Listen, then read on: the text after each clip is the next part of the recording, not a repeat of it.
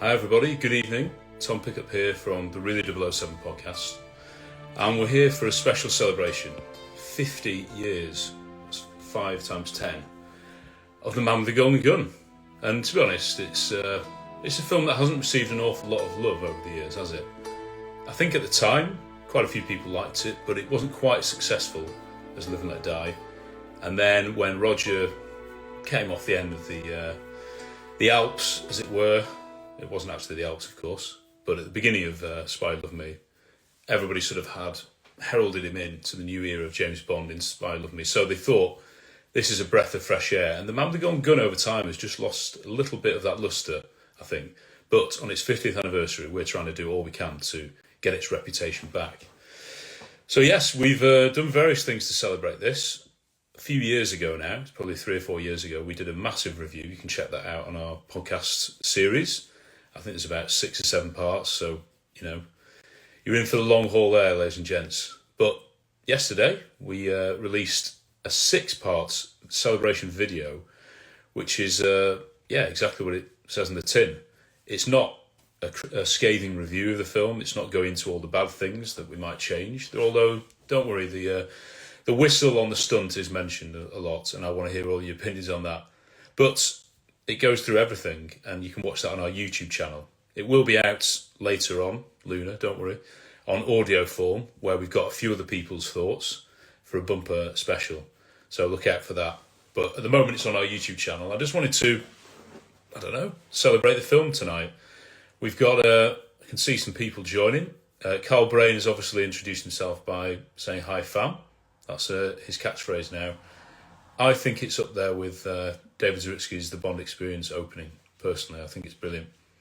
Anyway, we'll get Carl on later if we can, if the technology works, because I want him to talk about a event that we've got in November the 16th. It's a Bond meetup in Leeds, which is a place in Northern England, if you haven't heard of it. Anyway, that's going to be good. So yes, without further ado, we'd like to get people in on the live chat. Here is one of the memorabilia from the film, and I'm sure if you can't get it now, you will do later. Right, let's see who's joining. Let's have a look. Bear with me, this is another new experience. Right, here is a fine young gent in the form of Harry Pickup. Hello. Howdy. I'm good. Can you hear me, actually? Is the audio all right? Crystal clear. Just that the microphone's blocked. No. Really good quality. Yeah, Harry, I know you must be gutted you couldn't make any of the Golden Weekend. That was a celebration, in fact, this last weekend in London for The Man with the Golden Gun. But we can celebrate it now, can't we? Yeah, I mean, we can. So many regrets. There's obviously, I missed that. And now just when you revisit every Bond film, this is another one where I think I wish I'd just got to see it on that 60th run as well at cinema, and this is one that I missed. And there seem to be so many events at the moment celebrating all these great films, and even though I've not been able to make all of them, still just encourage, if anyone is able, you got to go to this and go to these things, because they seem so just like celebrations and people from all walks of life gathering and bonding over something they absolutely love. And I'm so glad that this recent celebration has all been about The Man with the Golden Gun. I mean, that's incredible. It is, and I can see, actually, cue the music of watching, which I assume is Warren. But big up to Warren. If you haven't seen some of the footage online, you will be able to. I'm sure he'll be having it on his YouTube channel eventually. But we can only say how amazing that was. That was on Sunday at the Indigo at the O2, part of the O2 Arena, which, famous for The World Is Not Enough, another anniversary Bond film, 25 years. But the stuff they had, some of it I even missed. Some of it at the start, they had a Goldfinger Suite, another anniversary film, and they had a naked lady covered in gold on a bed while they played Golden Girl, the track, of course, when Oddjob has just left, having killed Jill Masterson. But I mean, this is how lucky we as Bond fans to have this. It's incredible.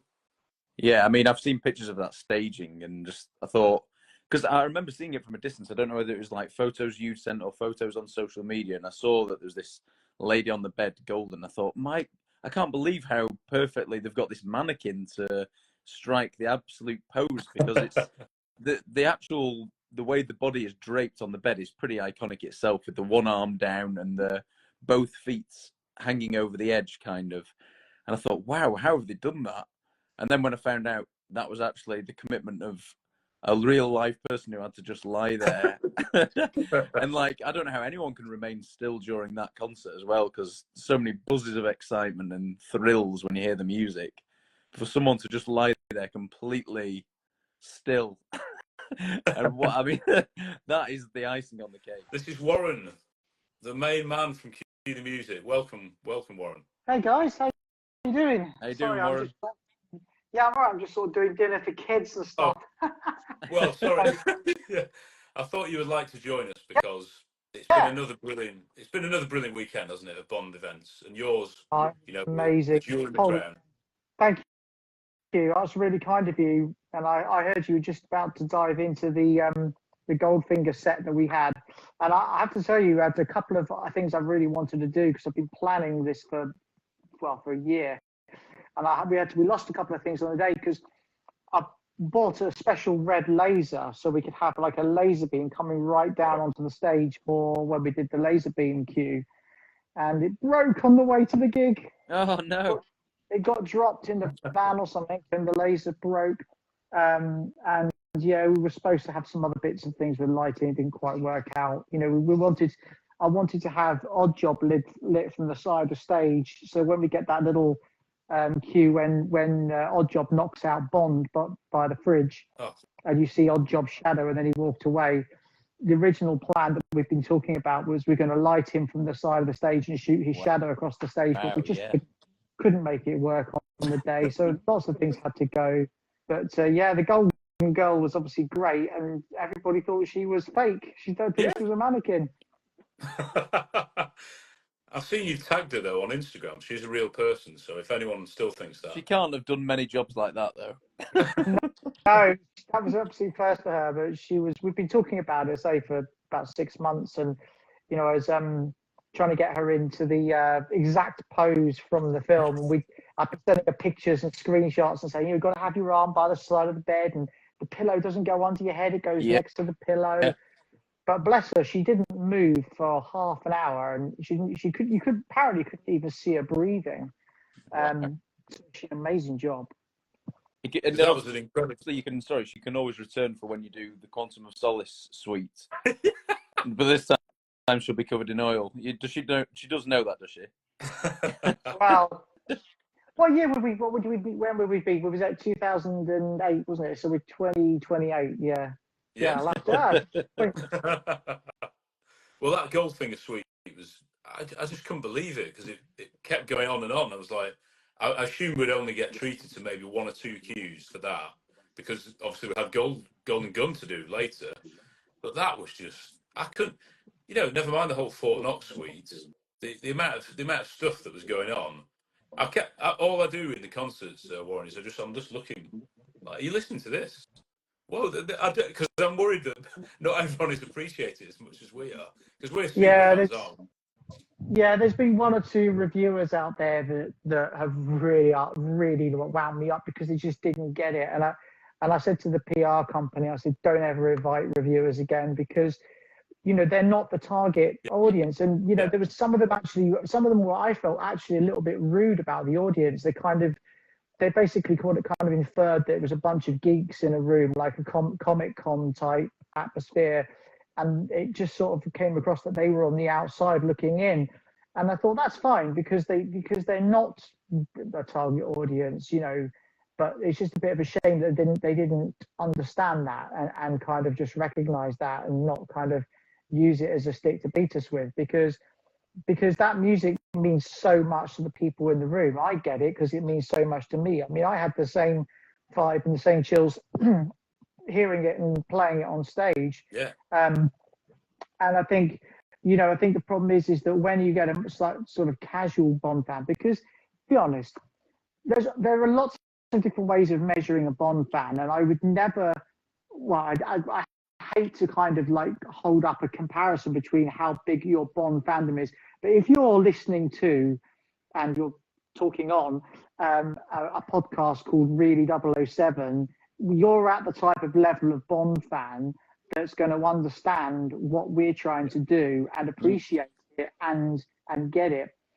And then you've got those sort of that tier of Bond fans that watch the films and they say, "Oh, I'm a big Bond fan," but they're not necessarily so engrossed in every little tiny detail down to what people are wearing on screen, every single line in the script, all the different kind of, all the backroom team. They know all the directors and the set designers. They know all those people's names. They want to hear all those little tidbits of how the set was put together. That's that sort of extra level of Bond fan. And they're the ones I think that really understand and appreciate what it is that we're trying to do.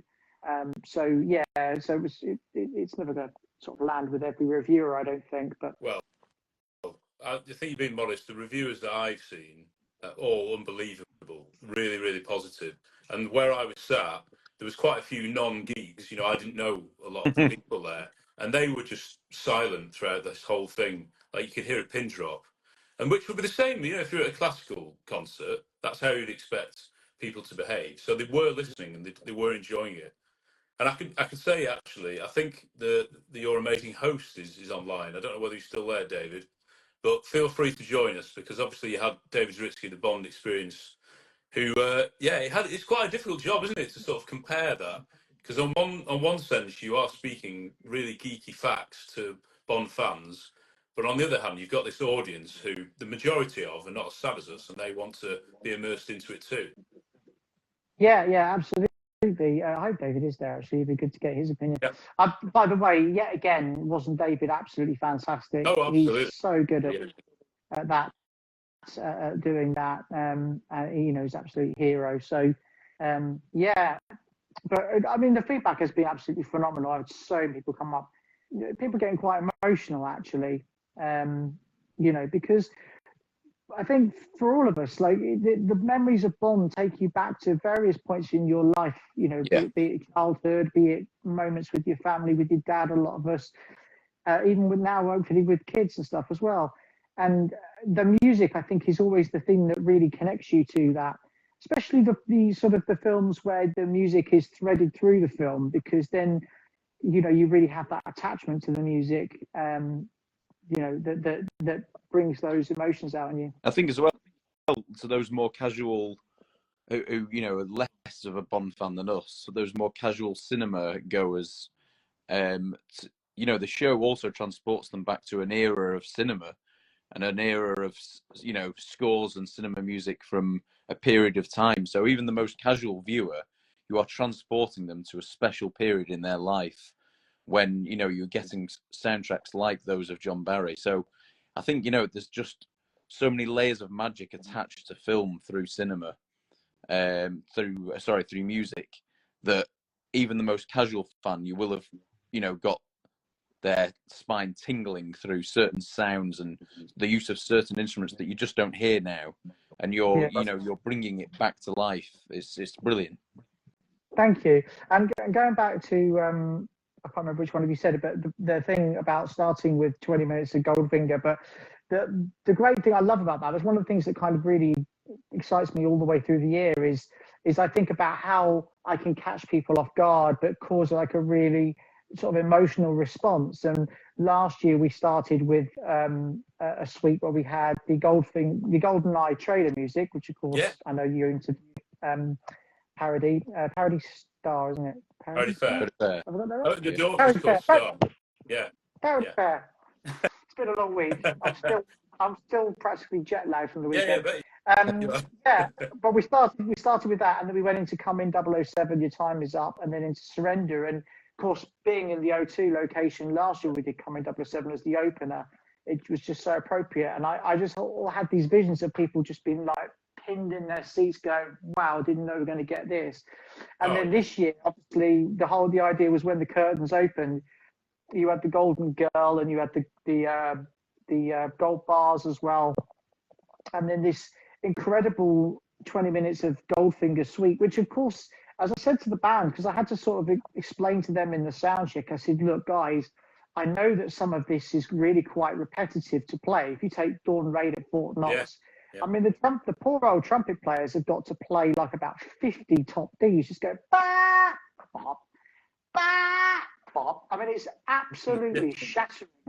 It's like doing 50 reps of like the heaviest load that you can lift on, you know, in the gym. It's really, really hard work. And you sort of kind of, if you don't know, you kind of question, what am I doing this for? Like, I'm just punishing myself. But as I said, you know, every Bond fan in here, this is just the most powerful, whatever that Dawn Raid is, I think is 8 or 9 minutes of music. It's so powerful. And I said, I don't think John Barry wrote it exactly like that. I reckon that the editors probably chopped it and like copied and pasted it in those days of editing with tapes or whatever. But I'm pretty sure that wasn't as long as that. They just lengthened it to make it last for the sequence. So it's sort of almost, in a way, a little bit on the borderline of being unplayable. But I said, you know, what you have to understand is the intensity of that is something that Bond fans have known about it for 60 years and have listened to that track on the soundtrack and in the film like that. So I said, even though it's really, really hard work, you've got to just give it maximum all the way through. And then you get to the end of Dawn Raid at Fort Knox, and when those first chords of the Goldfinger theme, which we did at the end of the suite, when they finally come, it's almost like that tension that's been building for 18 minutes worth suddenly is released when you hear the opening, and then Kerry comes on and finally sings that song. So that's what that was all about. And I was really just excited to come up with the idea and then to bring it to fruition. And you know, like I've always said, I think the thing that I like to think that I bring to the table is being one of you guys, being a Bond geek, and knowing what I think is going to get the juices flowing. What I'd want to see, what would really kind of like make me go wow as a Bond fan. That's what I try and bring to the process, really.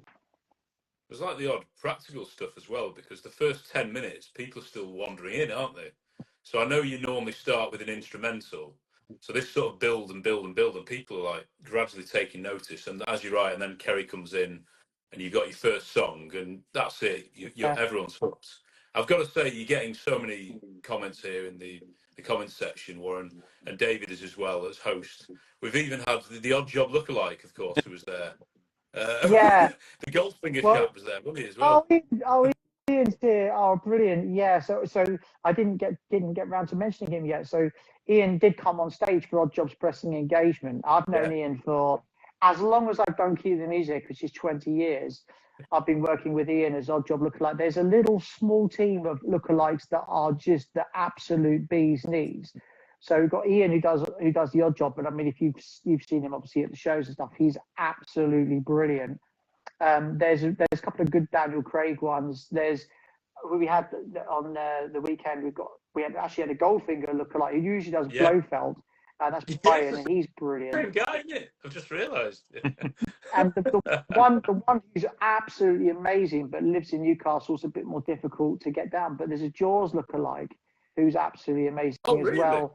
You know, yeah, he's like 7'6", and he had the same. He got his teeth done. I mean, I know you can buy them now, but he got them molded from the same set that Richie Kyle had done originally. So yeah, but so Ian came on and did. See, here's another thing. We had some tech issues with my sound, and I ended up having to conduct more than I was going to. But originally, the plan was for Odd Job's pressing engagement. You'll love this. I think this would be really funny. So Ian was going to came on stage, and the idea was I had a golf ball, and it's like a breakable golf ball. You couldn't crush it, but if you throw it on the floor, it's smashed.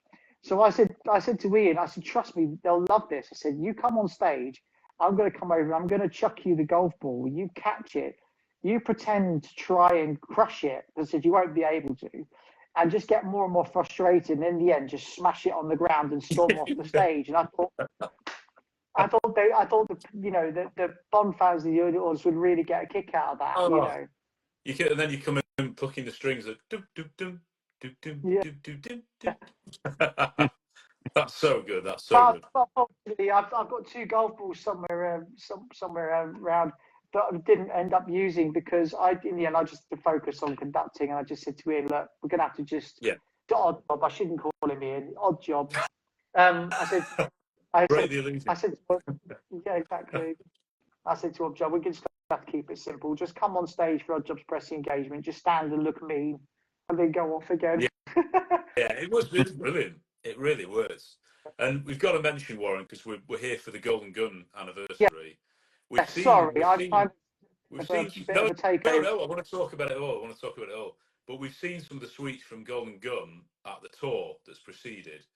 And Harry, I mean, Scaramanga's Funhouse, one of John Barry's best pieces of music, Yeah. possibly. It's again, like so much of John Barry's music, it's how it combines with the visuals as well. And you hear so much about John Barry rushing with this project, and a matter of weeks, was it 2 or 3 weeks that he put it all together? But you are left with music that is absolutely ingrained with the film. It's not something that's just been cobbled together and feels like it was never woven in. It's just a separate attachment. It's completely a part of the fabric of the film, and it's completely a fabric of the funhouse for sure. Like that takes you on so many, like it's like a roller coaster, isn't it? Really, the type of music, but then the way it culminates, obviously for Scarab's death, is just incredible, and the tension that's built through it. Even the return to Scaramanga's Island, just there's so much. The way music centers on that island is really, really quite special. Oh yeah, I mean, we've talked about that ending in many ways, talking about all the aspects of it, but it's the music, I think, that just really, really brings it around to being one of the most kind of interesting visually and climactically, one of the best endings that there is, really. It's so very good. I think what shows what a genius that John Barry is the fact that that cue in particular, it shouldn't. If you really listen to it, it shouldn't work, and it works phenomenally. But it's literally like going, you've got Bond sneaking around on stage in that fun house, and you've got doom, doom, doom, Yeah. doom, doom. You should be like. I mean, this is the point, and I said this in my notes through the year. This is the point when John Barry's referring to James Bond music as $1 million Mickey Mouse music, and to me, he writes the most like insane $1 million pound Mickey Mouse music, because everything about that cue is almost I think it's Barry doing it all tongue in cheek, but because he's got so much class and so much genius. You don't even realize that I think he's taking a mick a little bit with it, even down to the point when you get, something happens on a surprise and you get the brass going, bah! Yeah. If it was any, I think it was most other composers of a lesser ability, it would just come off as almost cheesy and it wouldn't work. But he has the ability to do something that is so fun. And it is such, say, $1 million Mickey Mouse music that it sounds $1 million and it just works. It's a brilliant cue. You managed to put the red light on, didn't you? That was deliberate, wasn't it? The lighting went red. When Bond first goes into that. Well, it's the gangster, isn't it? Rodney or whatever he's called at the start. He goes into the room with a sort of, it's like a gym almost, and all the lights go red, and that was deliberate, Warren. Yeah, there were lots of little touches through the show. I mean, there's just so many things. There were things that I wanted to do that we just couldn't. I mean, one of the things which I actually really pleased actually that came off, because I tried to do it last year and had to abandon it. But I don't know if you noticed, we had lots of times when the brass came out the front, all along the front of the stage, and played stuff from there. But that's takes so much planning, because I had to program the screens at the front to have the music on the screens at the right time, because I can't ask 28 people to learn all these different sequences from memory. There's just not enough time and not enough budget to do it. So I have to be able to kind of come up with a techie way of having the music where it's on the stand in front of them, but when they go to the front of the stage, the music's there for them in the right place and scrolls through at the right tempo. I mean, I was up until like 2, 3 in the morning some nights trying to make that work, and so for that to come off, that was a big, like a really a big win this year. But even then, I got this. And if you can see, this is one of the screens here, and this one, we got it to the O2, plugged it in, and it smashed on the way.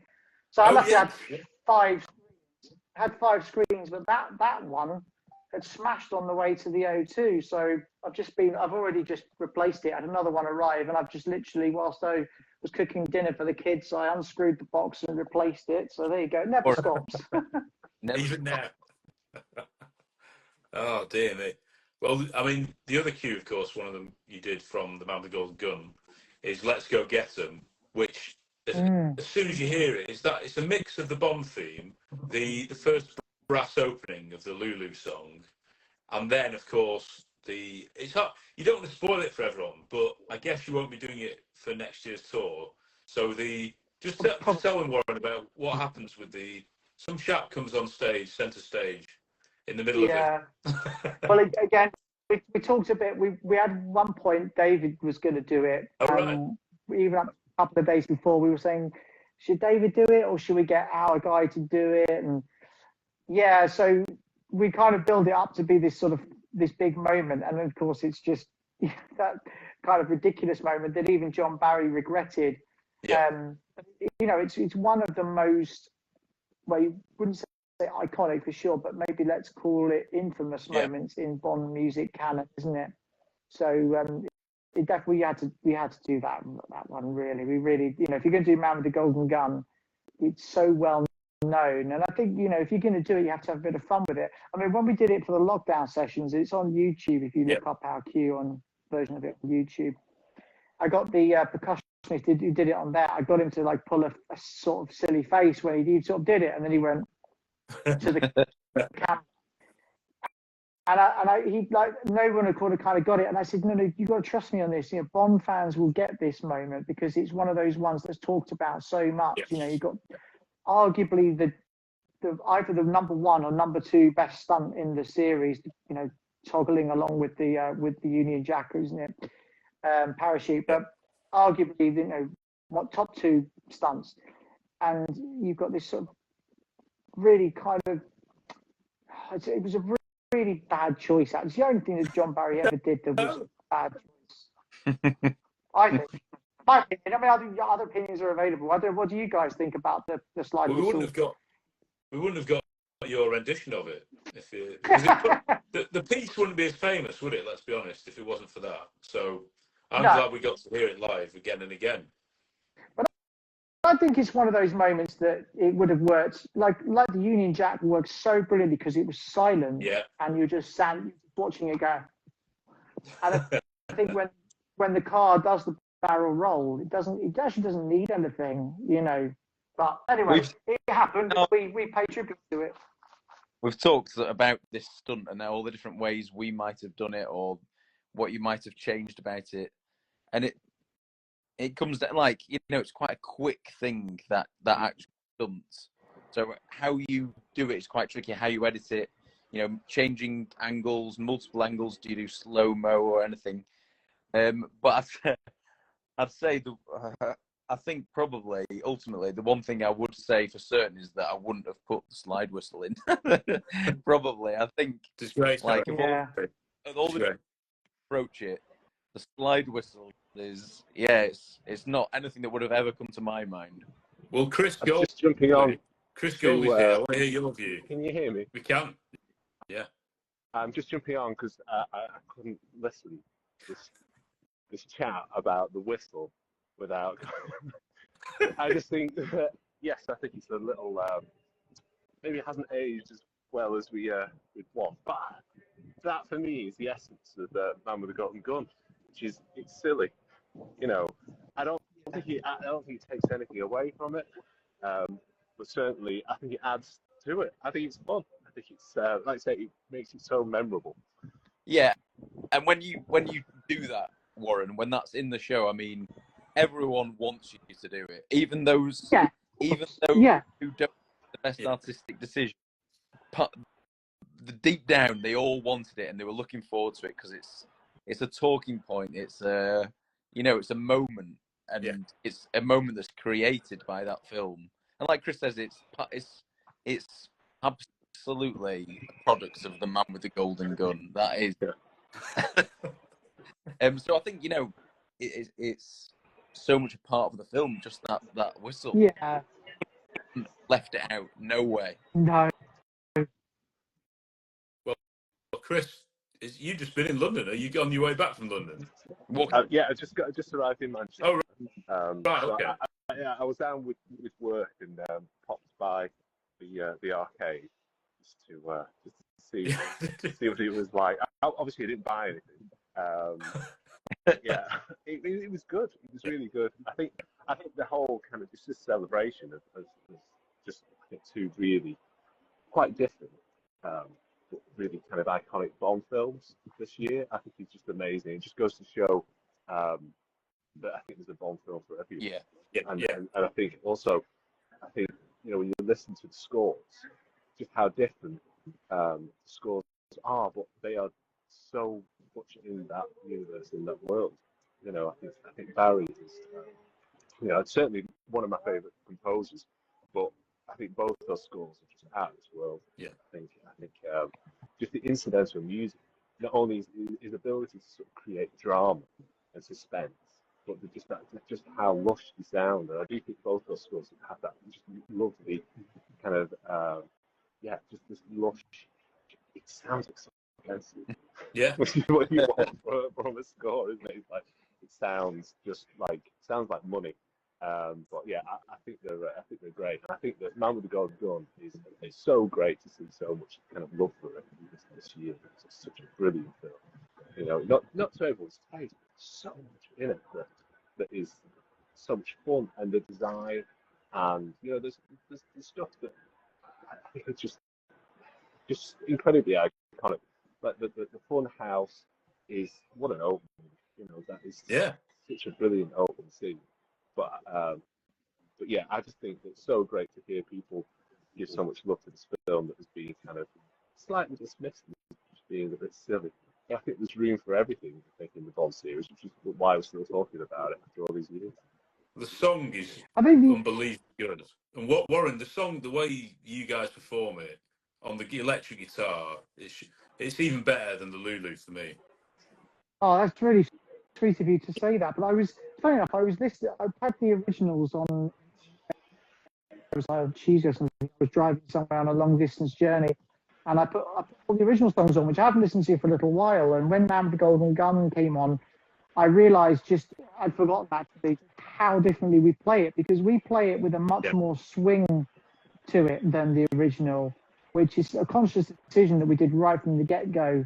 And it does seem to land really well with the people that come to the concert. I mean, I never like to make a comparison. I let other people do that, but it does seem to always go down well. And I think that's the reason why the feel of it, the way that we do it, seems to land well. But I just wanted to pick up what you were saying there, that made me think. The interesting thing about the Man with the Golden Gun, and I think it shares the same actually with Octopussy and All Time High, is that John Barry's instrumental, particularly the slow versions, are much better than the actual original song, and both of them are stunning as kind of slow down string instrumental versions in both films. They absolutely they're perfect for those kind of either lovemaking scenes or sort of reflection scenes where he uses it in that way. They're better than the actual song, I think. Yeah. And we can't go without mentioning, of course, on stage, David Zaritsky interviewed Britt Eklund and Maud Adams. So how on earth did he get those two involved? Obviously, they were there for the 007 GB do the day before, but that was amazing. Well, yeah, and I have to sort of share credit with Phil Dewhurst and 007 GB as the whole, because we sort of, I can't remember. I do think it was my idea, but I went to Phil and said, what about if we partner up to make this work. So in terms of Brit and Maud, so we split everything down the middle. So Brit and Maud came on for the Saturday event, and then we took over and had them for the Sunday event. And that's how we kind of made it work, because I think it would have been a challenge for either of us to do it on our own, just because of the costs of bringing them over more than anything, the flights, everything else. So that was how it sort of came about, really. And you know, my brain's already going on to what I'm going to do next year. I mean, I've got a great idea for starting the concert next year because it's so many anniversaries. Yeah, We've got 60, you've got 30 Goldeneye, 40 View to Kill, 10 Spectre. But I really want to start next year's concert with, like, do you remember when we went to Spectre at the cinema? Because it's not really something that comes across on your TV, but you know how it starts with in the cinema with those boom, and you get up the dead are alive. You get two like really kind of sonic bass booms, don't you? And then it goes into Los Muertos cue, isn't it, with the percussion, which is, I'm not a Newman fan, but that first cue in particular is brilliant. So I think that's how I might start next year's concert. So there's a little teaser. But on that note, I will a giant skeleton on stage with the top hat. Probably mine, from the stress of putting it on. But have you ever done any? You haven't done much Thomas Newman, have you?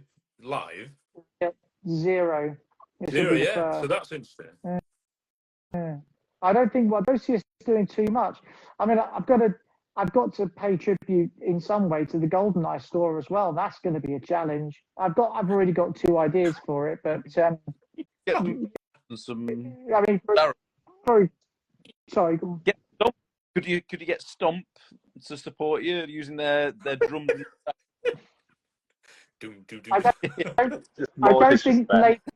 I don't think Lady First will be on the set list. So I'll give you that much. All keyboards like this, electronic, all things not needed. Yeah. But here's the thing: of all the songs from across the whole series, including the title themes, end title themes, cues that are played within the film, like "Dirty Love," the only song that we have never done, and it's the only one, is "The Experience of Love." So it seems like the right time to do it. Yeah. How would you sing it though? It's so difficult to sing, isn't it? I mean, it's Peter Gabriel to do it. Yeah. We like that bit. Oh, I tell you who's watching. Gary Tiplady, who's the Jaws lookalike of all people. He's watching. So give him a wave. Gary, you missed it. I was saying earlier what a legend you are and what a brilliant lookalike you are. But listen, lads, I won't take up any more of your feed because I've kind of butted in here. We're all going. I'm going to the car. No, Warren, unbelievable. It was a brilliant weekend. In fact, before you go, just let us know what your plans are for next year, so fans can hear that.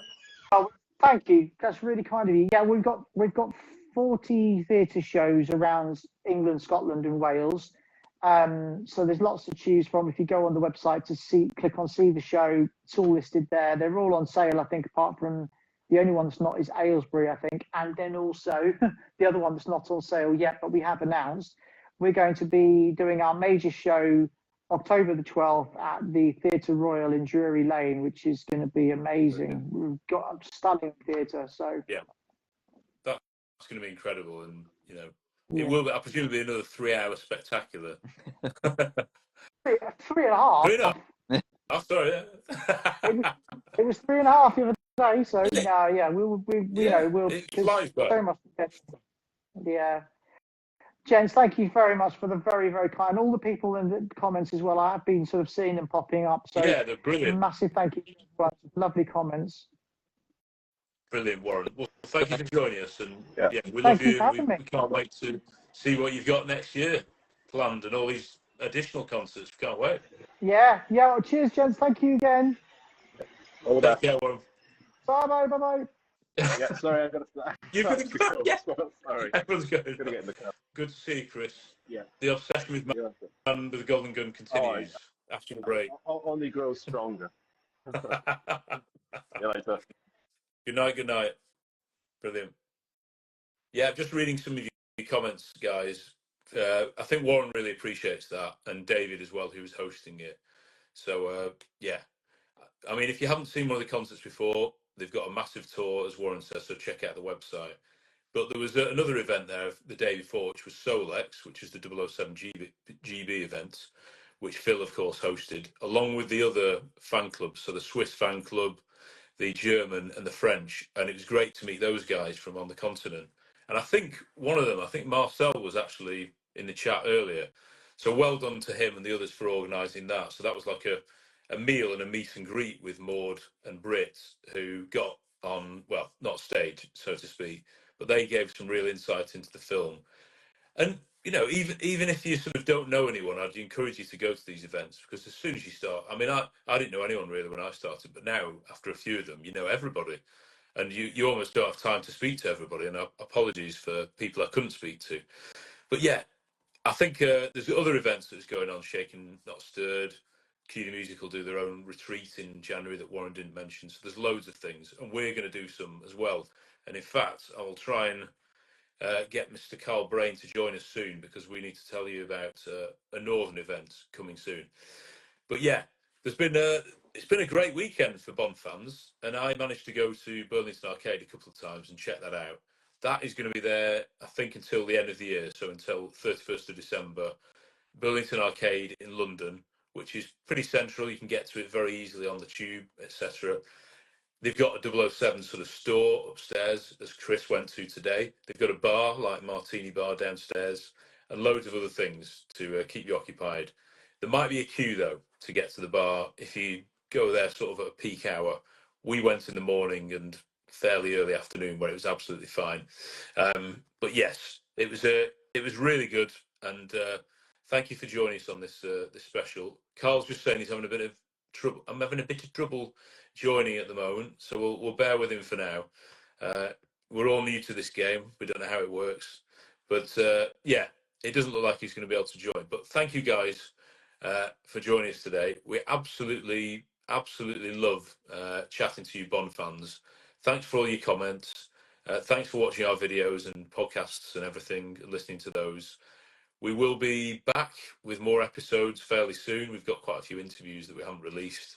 We're way behind. We've taken about a year to do the Living Daylights review. I think we're on the 9th recording night. If you add that up, 2 or 3 hours each, and then we've got to edit it all. So we'll have that with you as soon as we can, because it's getting ridiculous if we can only do one review a year. Are we going to be here by the time we've done all 25? But in 25 years, how many more Bond films will we have had? Not looking good, is it, gents, for the moment? But yes. So just before we go, I'll just quickly mention on behalf of Carl, who is Bond in Yorkshire. So you can join his group on Facebook, and we're getting the orders in. We're going to be having a nice meet up at, I think there's going to be a bar first, but then it's going to be Turtle Bay in Leeds. That's Saturday the 16th of November. Don't feel free to, it doesn't matter if you're not from the north. If you can come, we'd love to see you. I think there's already about 20 to 25 coming, so it's going to be a really good gathering. Great chance to chat Bond, and then we're going to head down to Dirty Martini for another few drinks afterwards. So yeah, we're going to look forward to that. And if you are coming, just confirm and let us know your order. And if you haven't confirmed yet, let me know. But thank you very much for joining us tonight.